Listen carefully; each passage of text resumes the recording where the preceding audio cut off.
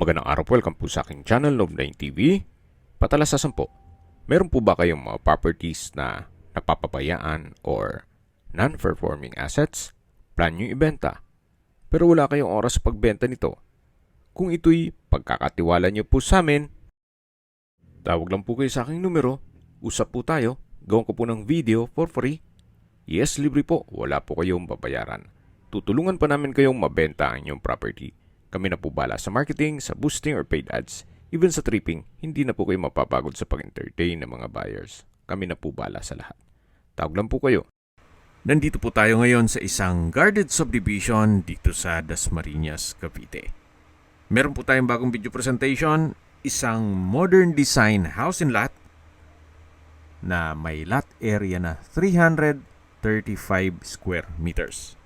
Corner lot. At ito pong bahay ay may floor area na 210 square meters. At meron pa pong guest and maid's house. Ito po'y dream house at owner's built. Kaya ginastosan po nila ito. May pagbabago lang sa kanilang plano kaya ibebenta na lang po ito. Yan po yung garahe. Open lang po yan. Ito po yung facade na naka-glass walls. Then meron pong brickstone design dito sa lower part at sa taas po ay may balkonahe. Fully furnished po ito kaya lahat pong makikitang kagamitan ay kasama po. Pero sa personal staff ni owner, dito po ay naka-landscape. Then may natural stone dito sa may pathways. At yan po naman ay yung extension ng master bedroom. Napakaganda po, napakadiwalas at ito'y well-maintained. Actually, dito pa sila nakatira. May solar power na rin po ito na inverter type. Then, may 3-tonner na air condition sa living area. 2 horsepower sa master bedroom. Then, 1 horsepower for each room sa second floor. May 2 water tank. At dito naman po yung tinutukoy ko na garahe. Nakakasya 2 sasakyan. Ito naman po yung another structure na kung saan pwede pong gawing guest room. At doon naman sa dulo ay meron pong maid's room. May wooden na swing din po yan. Kasama na po yan. At meron pong setback na paikot naman dun sa service area. Lahat pong kwarto ay may bed frame and mattress na kung saan mga high-end po. Especially dun sa master bedroom worth 200,000. Then yung dining set naman na acacia wood nasa 300,000. At yung tile flooring naman po ay mga nasa 800,000. Premium tiles po ang ginamit nila. Samahan niyo po ako, pasok po tayo. At ito po yung naka-smart door lock. Welcome po dito sa bahay ni Madam at Sir. Naka-double high ceiling.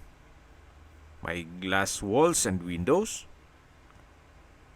Yan po yung sofa set na customized po yan. Na kung saan nasa 200,000.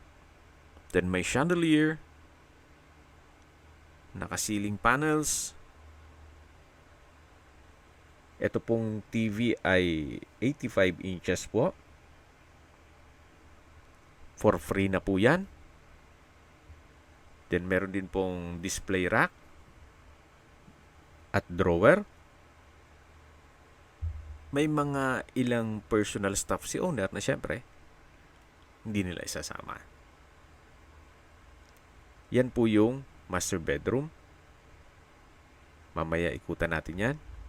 At dito po sa living area ay meron pong 3-tonner na inverter type air condition. Ito naman po yung dining area na may chandelier. At yan po yung tinutukoy ko na dining set na worth 300,000 pesos. Na for free na po yan. Hindi na yan sinama sa computation ni Sir. at ma'am sa bentahan. Dito naman po yung formal kitchen. May island, then high chair, at pendant lamp. Sa dulo po yung kitchen countertop. May kitchen window, wall-mounted kitchen cabinet, may gas range, then coffee maker, at dito po sa baba ay meron pong storage ng kitchen utensils. Yan po yung stainless sink with faucet at automatic dishwasher na kung saan hindi pa po nila nagagamit yan. Dito naman po ay may display cabinet at katabi lang po nito yung powder room. May hand wash basin, vanity mirror, water closet with bidet at bathroom window. Naka-tile bathroom wall na rin po at may indoor plants. Balik po ulit tayo dito sa may island at formal kitchen na may pendant lamp.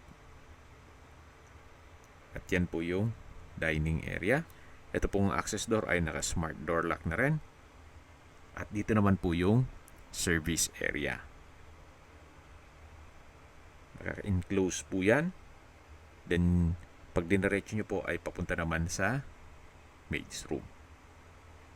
May quartz kitchen countertop, wall-mounted kitchen cabinet, at sa dulo naman po yung service area o laundry area. Nakabakod na po buong property. Then meron din pong dalawang water tank in case ng water shortage. At sa dulo po yung enclosed area na malapit sa master bedroom. Ito po yung dirty kitchen. At matatanaw naman natin yung kabilang structure na kung saan nandun po yung maid's room at yung guest room. Balik po ulit tayo dito sa loob. Ito po yung dining area na meron na pong dining set. At yan po yung sliding door na access naman dun sa may swing. At yan po yung living area. Check na natin ang master bedroom. Yung color yellow po, yan po yung main door. Pasok po tayo. Ito po yung tinutukoy ko na bed frame and mattress na kung saan worth 200,000 daw po yan. Kasama na po sa bentahan. Meron na rin pong split type aircon na 2 horsepower. Then may massage chair. At ito pong TV ay 65 inches. Then dito po sa dulo ay meron pong extension na covered area na ginawang gym. Naka-glass walls and door din po yan. Then pag dinaretso nyo po yan ay papunta naman dun sa may dirty kitchen. At dito naman po yung sa harapan ng bahay or yung corner side. Balik po tayo dito sa loob. Yan po yung master bedroom at dito naman po yung walk-in closet. Sliding door po yan. May multiple shelves at drawer. High ceiling. At dito naman po yung toilet and bath. May couple hand wash basin. Malaking vanity mirror. Then meron din pong bathroom cabinet. May tiled bathroom wall. Bathroom window. Meron pong bathtub. At floating na water closet with bidet. Ito naman po yung shower enclosure na may overhead shower. Napakaganda po ng disenyo. sadyang may pagbabago lang sa kanilang plano. Magmamigrate na po sila sa ibang bansa. Kaya, bebenta na lang itong kanilang dream house. Yan po ulit yung walk-in closet. At ito po yung master bedroom. At kung meron man po kayong PWD or senior citizen sa pamilya, itong kwarto na to ang para sa kanila. Labas po tayo. Ito po ulit yung living area o salas. Yan po yung main door. Yan po yung glass wall and window. Pag nakakataas po yan, sobrang aliwalas. Then yan po yung chandelier. At aakyat na po tayo. Ito pong hagdan ay naka-wooden staircase, stainless handrail, at glass railing. Pag nakataas po itong staircase wall ay meron pong natural sunlight. At nandito na po tayo sa second floor. Ito po yung hallway at dito naman po yung open below.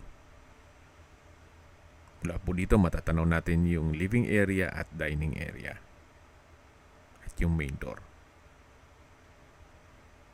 Lipat po tayo dito sa mga kwarto na kung saan ito po yung second bedroom. Napakalaki po ng espasyo. Meron na rin po itong bed frame and mattress, split type aircon, bedside table, customized glass window, may wardrobe and drawer, at may sariling toilet and bath.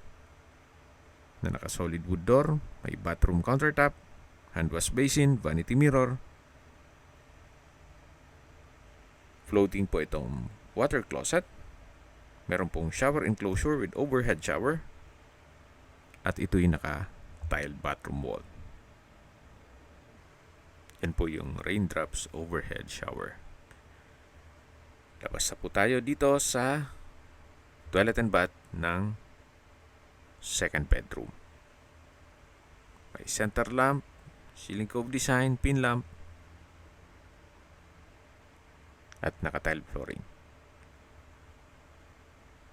Labas po tayo ulit dito sa my hallway. Yan po yung hagdan. Yan po yung chandelier, double high ceiling. Balik ulit tayo dito sa hallway. At sa dulo naman yung access papunta sa balkonahe. Ito po yung third bedroom. Sa ngayon, may natutulog, kaya hindi natin ma-check yan. Pero, same design lang po nung first bedroom. Meron din pong toilet and bath. Ito naman po yung balkonahe. Hanggang sa dulo po yan. Yan po yung ceiling panels. At mula po dito matatanaw ang inyong mga magiging kapitbahay. Yan po yung pedestrian gate at yung driveway. Yan po yung glass wall. At balik na po tayo dito sa loob. Habang naglilibot po tayo, pag-usapan natin ang distance, location at travel time. Mula po sa public market, mga 5 minutes drive. Then mula naman po sa De La Salle University, ang distance is 1.6 kilometers at ang travel time is 5 minutes. Mula naman po sa Emilio Aguinaldo College at De La Salle Medical Center, ang distance is 2.3 kilometers at ang travel time is 7 minutes. Yan po yung laging binabanggit sa inyo na dapat nyo i-consider sa paghanap ng property, yung meron pong malapit na hospital. Hindi ko naman po sinasabing sakitin kayo. Yan naman po for emergency purpose lang naman. At mula naman po sa Windward Subdivision na may access sa Villar City, ang distance is 4.5 kilometers at ang travel time is 19 minutes. Mula naman po sa Walter Mart, ang distance is 3.1 kilometers at ang travel time is 11 minutes. Mula naman po sa Manila o sa airport, ang distance is 28.9 kilometers at ang travel time is 1 hour and 4 minutes. Yan po yung wooden swing. Ito naman po yung tinutukoy ko na guest house. Malaki naman po ang espasyo nito. At maganda rin po ang pagkadisenyo. Maliwala siya. Kung may bisita po kayo, pwede pong dito magstay. At labas po tayo. Yan po ulit yung access door papunta sa dining area. At dito naman po yung maid's room. Naka-glass wall and window rin po ito. Then sliding po itong pintuan. Check po natin. Meron pong double deck dito. At wardrobe. Malaki naman po ang espasyo din. Kaya komportable naman. Naka-tile flooring at maayos naman po ang pintura ng ceiling at wall. Ito naman po yung back view ng bahay na kung saan naka-glass walls and windows din po. So, glass house po siya. Napakaganda at halata pong hindi siya tinipid. Yan po yung dream house ni Ma'am at Sir. Wala naman po dito, matatanaw nyo yung garahe at yung main gate. Okay, sa presyo na po tayo. Binebenta po ito ni owner sa halagang 19.8 million pesos net. Ibig pong sabihin, si buyer na po ang sasagot sa lahat ng taxes at expenses with regard to documentation. Fair deal na rin po. Yan po. Napaganda po ng disenyo, modern design na glass house. Nasa flood-free area at secured community. Corner lot, fully furnished. Mapapawaw po kayo, especially pag actual nyong mabisita itong property. Kung may mga katanungan po kayo, tawag lang po kayo sa aking numero. At sa mga kababayan naman natin nasa ibang bansa, meron po akong WhatsApp, Viber at Telegram. Same number lang po, 0917-316-3399. Sa mga nagtatanong naman po ng aming Facebook, meron po aming Facebook page na Nov9TV at Facebook Real Video. Meron din pong TikTok at Instagram. May ibang YouTube channel po kami, the Nov9TV channel, Nov9TV Listings, Nov9TV On The Spot, Nov9TV Updates, at Nov9TV House Rental. Sana po naibigyan nyo ang video presentation. Paki-like and subscribe na lang po sa aking channel para ma-update din po kayo sa aking future listings.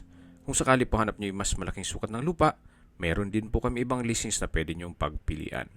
Huwag po kayong mag-atubiling tumawag sa amin. Then, let us know your budget para malaman namin kung anong property pwede naming ilog sa inyo. Sa lahat pong viewers, subscriber at nagtiwala po sa amin, salamat po sa suporta. Ingat po kayo lagi at yung pamilya. Maraming salamat po.